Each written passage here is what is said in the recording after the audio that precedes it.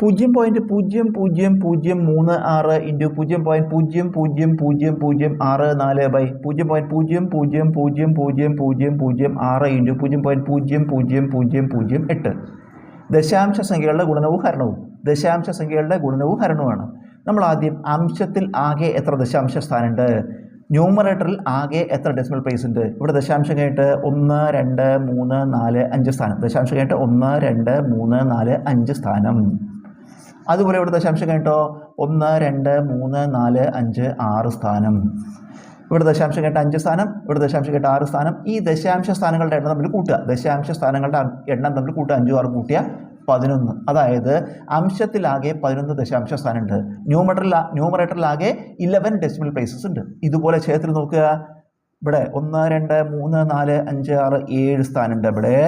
ഇവിടെ 1 ദശാംശം കഴിഞ്ഞിട്ട് 1 2 3 4 5 സ്ഥാനമുണ്ട്. 7 5 കൂടി കൂട്ടുക 12 തരും.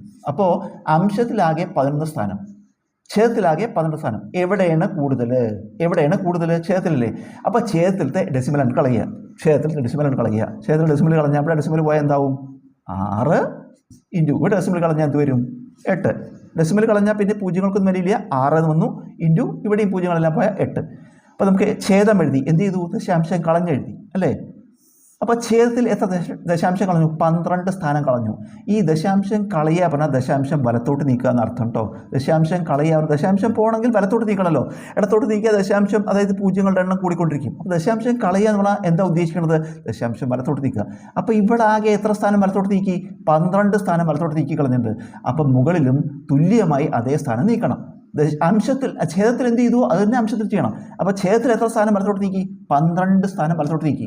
അംശത്തിലും 12 സ്ഥാനം നീക്കണം. പക്ഷെ അംശത്തിലാകെ 11 സ്ഥാനമേ ഉള്ളൂ. അപ്പോൾ നമ്മൾ എന്ത് ചെയ്യണം? ഇത് മുഴുവൻ പോവും. കാരണം 11 സ്ഥാനം നമുക്ക് കളയാം. ഒരു സ്ഥാനം കൂടി നീക്കണമല്ലോ. അതിന് വേണ്ടിയിട്ട് ഒന്നുകിൽ ഇതിൻ്റെ കൂടെ അല്ലെങ്കിൽ ഇവിടെ ഒരു 0 ചേർത്തിയാൽ മതി. കാരണം ഇവിടെ 12 സ്ഥാനം വലത്തോട്ട് നീക്കിയിട്ടുണ്ട്. ഇതിൽ വലത്തോട്ട് നീക്കാൻ 11 സ്ഥാനമേ ഉള്ളൂ. 1ൻ്റെ കുറവുണ്ട്. അപ്പോൾ ഒരു 0 നമ്മൾ ചേർക്കണം. അത് ഒന്നുകിൽ ഇവിടെ ചേർക്കുക അല്ലെങ്കിൽ ഇവിടെ ചേർക്കുക. അപ്പോൾ ഇവിടുത്തെ എന്ത് പോയി? ഡെസിമൽ മുഴുവൻ പോയിട്ട് എന്ത് വരും? 36 എന്ന് വരും. അതിൻ്റെ കൂടെ നമുക്ക് 0 ചേർക്കാം. അല്ലെങ്കിൽ ഇവിടെ ചേർത്താലും മതി. ഇവിടെ നമ്മൾ ചേർത്തു, ഒരു 0 ചേർത്തു ഇൻറ്റു ഇവിടെ ദശാംശം കളഞ്ഞാൽ എന്ത് വരും? 64. അപ്പോൾ ഒന്നുകിൽ ഇവിടെ 36 ഇൻറ്റു 640 അല്ലെങ്കിൽ 360 ഇൻറ്റു 64. ഇനി നമുക്കിത് ചെയ്താൽ മതി. നമുക്കിത് ചെയ്യുമ്പോഴേ ഇവിടെ 6 6 36 ഒരു 0 അല്ലേ.